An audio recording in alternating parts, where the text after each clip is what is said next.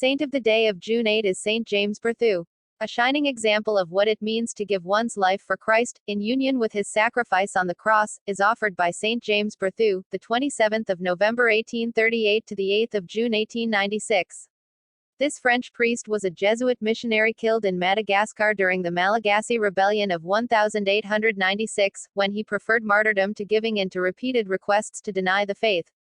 The second of 7 children, James was born into an intensely Christian peasant family. He was ordained a priest at the age of 25, and after 9 years of ministry he realized that the time had come to enter a religious order with a missionary vocation. In 1873 he began his novitiate in the Society of Jesus. 2 years later he sailed to the Malagasy island of Santa Maria, then a colony under French jurisdiction, and today territory of Madagascar. His mission in those faraway lands began amidst a great number of difficulties and hardships, including the need to learn the indigenous language and adapt to the climate. He wrote to a brother a few months after his arrival in Santa Maria, "My futility and my spiritual misery serve to humiliate me, but not to discourage me. I wait for the hour when I can do something, with the grace of God." After 6 years in Santa Maria, James was forced to move to the largest island of Madagascar, because of the expulsion of the Jesuits from French territories. There followed several other forced movements from one mission to another, but always within Madagascar, which in 1883 became the scene of the First Franco-Malagasy War.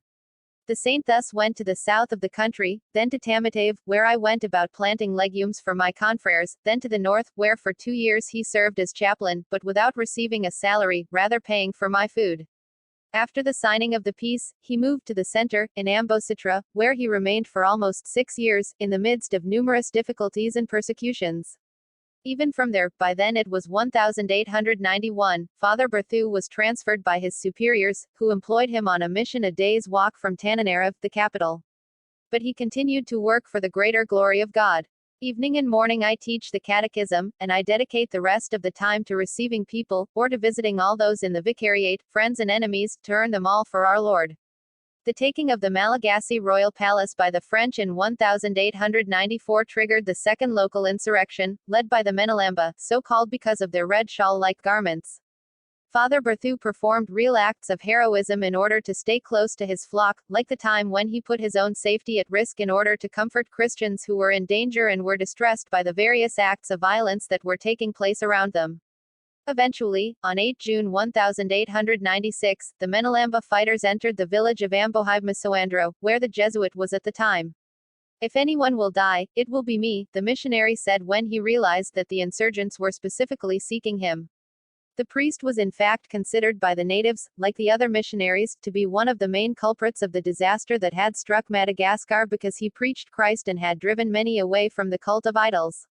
The Menelamba stripped Father BERTHIEU of his cassock and one of them ripped off his crucifix, shouting, "Is this your amulet?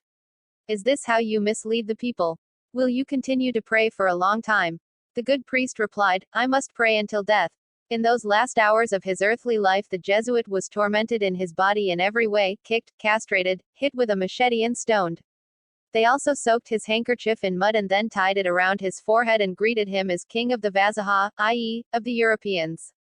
All this occurred over a march of several kilometers, between beatings and mockeries, interspersed with his prayers, words full of charity towards his torturers, and so much human terror, but already reaching for eternity.